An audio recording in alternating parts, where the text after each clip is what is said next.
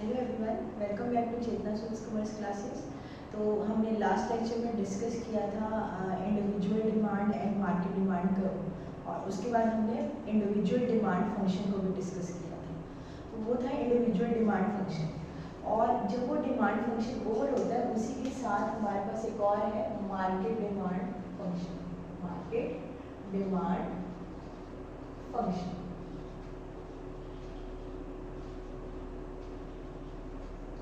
Market demand function में वो सारे फैक्टर्स तो आएंगे ही आएंगे जो इंडिविजुअल डिमांड फंक्शन में आते हैं।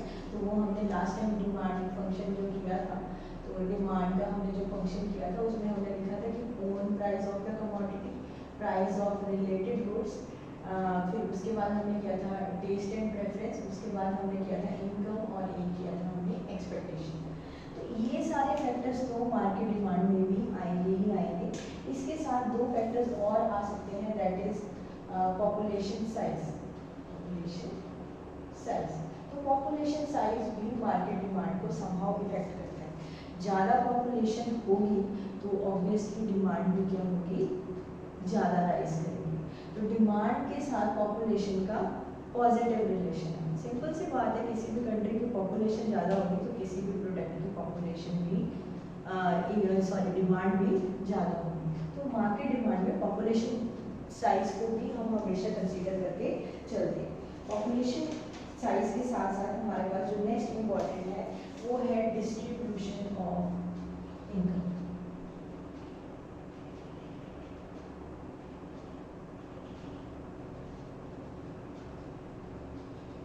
डिस्ट्रीब्यूशन ऑफ इनकम का क्या मतलब है कि जैसे हमारे यहाँ पर इनकम डिस्ट्रीब्यूट होती है, क्योंकि हम मार्केट डिमांड की बात कर रहे हैं, तो जिन लोगों की इनकम हाई है, हायर सेगमेंट वालों की डिमांड भी हाई होगी, और लो इनकम ग्रुप वालों की डिमांड भी लो होगी। तो ये मार्केट डिमांड फंक्शन में दो एडिशनल पॉइंट हमें साथ में कंसीडर करके चलना ही होगा।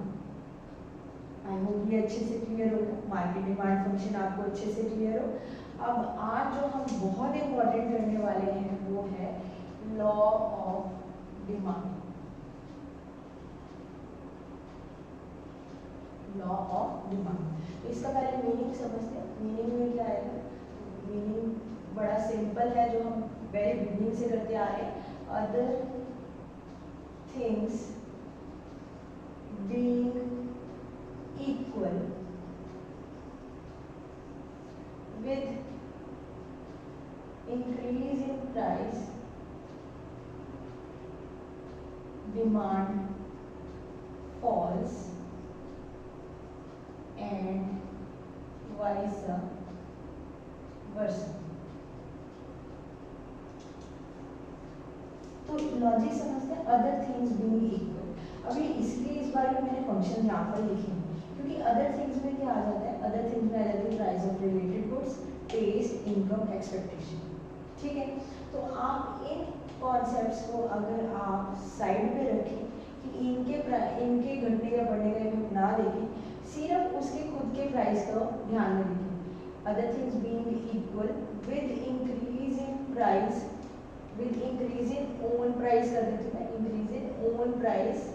ठीक है, उसके खुद के प्राइस घटने या बढ़ने से डिमांड फॉल करेगी या राइज करेगी, क्योंकि वाइस वर्सा लिखा है, तो वो हमारा लॉ ऑफ डिमांड बनाएंगे।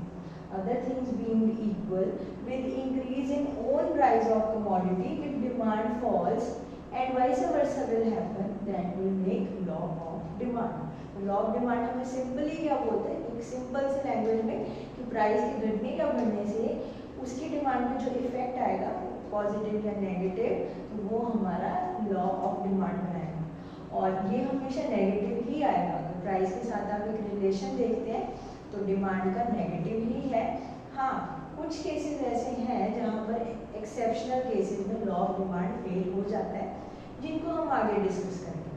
फॉर द टाइम बीइंग जो रूटीन में एक लॉजिक लगेगा वो यही लगेगा, higher the price lower will be the demand and vice versa will happen. So this is again a law of demand. Other factors मैंने आपको फंक्शन में अच्छे से एलेबोरेट कर दिए। तो ये तो हमारे लॉ ऑफ डिमांड का मीनिंग हो गया। तो जब भी आपको कोई लॉ लिखना हो तो बड़े सिंपली इसको भी ध्यान में रखें। आप पहले एक मीनिंग दें, ठीक है।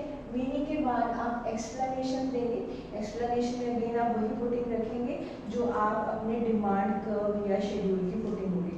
तो उसके लिए आप पहले मीनिंग देंगे, उसके बाद टेबल देंगे, ठीक है, फिर उसका डायग्राम देंगे और डायग्राम के बाद क्या देंगे, उसकी एक्सप्लेनेशन। तो डायग्राम हमें हमेशा पता है, यहाँ पर क्वांटिटी डिमांडेड होगा एक्स एक्सिस पे और यहाँ पर हमेशा क्या रहेगा, प्राइस। और डिमांड कर्व हमेशा क्या होता है, downwards. This is your DD curve, correct. तो इसी डायग्राम को आप क्या करेंगे, यहाँ पर एक्सप्लेनेशन में पुट करेंगे।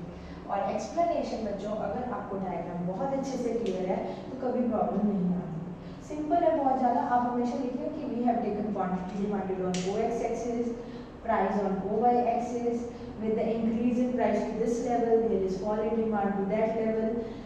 ऐसे आप levels को explanation दें, and again when the price reaches to this level demand falls to that level। तो and when we combine all the points we got the demand curve।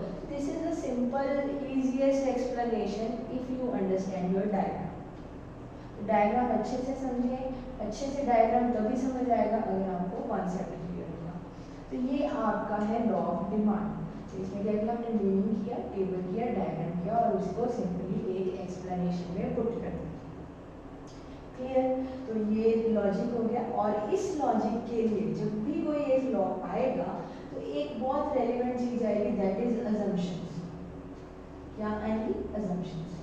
आप जब भी कोई इको में लॉ बनाते हैं इकोनॉमिक्स में, तो आप कुछ बेसिक अजम्पशंस पे चलते हैं, लॉ ऐसे ही नहीं बनेगी, ठीक है। तो वो कुछ बेसिक अजम्पशंस क्या होंगी, वो सिंपल से अजम्पशंस हैं जो उसी के मीनिंग में आपको अंडरस्टैंड होते दिखेंगे।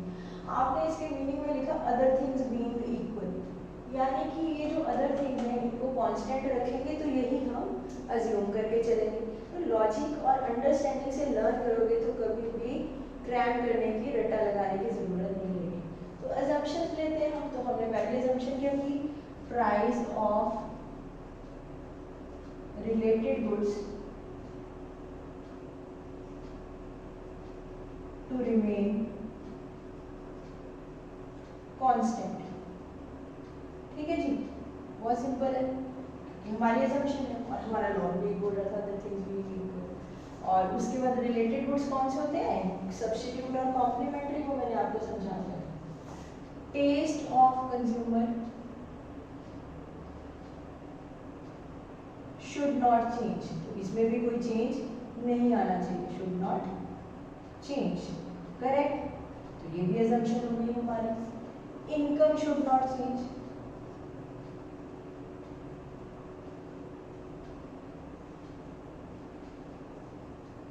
Again assumption, correct. और एक्सपेक्टेशंस, एक्सपेक्टेशंस ये भी चेंज नहीं होनी चाहिए। तो अगर ये सारे कॉन्सेप्ट्स कांस्टेंट रहने वाले हैं तो एक ही कॉन्सेप्ट बचा, यानी कि एक ही फंक्शन हुआ प्राइस, उसका खुद का, उससे ये लॉ बन गया। बाकी चीज़ों को आपने क्या कर लिया, अज्यूम। तो इस तरह से एक लॉ बन गया हमारे पास, बहुत ही सिंपल था। और लॉ भी बड़ा ही सिंपल है, जो कि डे रूटीन में इकोनॉमिक्स में हमें समझ में आता है। आप जो रूटीन में भी यूटिलाइज करके देखते हैं, आप कोई वेंडर से सब्जी भी खरीदते हैं तब भी उसको देखते हैं, आप कुछ भी परचेज करने जाते हैं थ्रू आउट लाइफ, तो आप इसी लॉ पे डिपेंडेंट हैं। आपको पता है कि किसी चीज़ के प्राइस कैसे हैं और उस अकॉर्डिंगली अब इनकम का कॉन्सेप्ट सेपरेट रखेंगे, इनकम को कांस्टेंट रखेंगे। अगर प्राइस की बात करते हैं सिर्फ तब, तो higher the price lower will be the demand, lower the price higher will be the demand. This is a very simple law of demand. तो आई होप आज के लिए आपको लॉ ऑफ डिमांड बहुत अच्छे से क्लियर होगा, क्योंकि law of demand basic concept है थ्योरी ऑफ डिमांड। जब लॉ ऑफ डिमांड कर लिया, मार्केट डिमांड कर ली, इंडिविजुअल डिमांड कर ली, कर्व, शेड्यूल सब कुछ कर लिया, तो नेक्स्ट लेक्चर में हम जो बहुत इंपॉर्टेंटली डिस्कस करेंगे वो होगा हमारी exceptions to law of demand, जो कि बहुत इंटरेस्टिंग है कि कहाँ पर ये लॉ फेल हो जाते हैं, कहाँ पर इस लॉ की एप्लीकेबिलिटी नहीं होती। तो नेक्स्ट लेक्चर को ज़रूर देखिएगा और आज की वीडियो को please like, share and subscribe करना ना भूलें। Thanks for watching Chetna sweets commerce classes.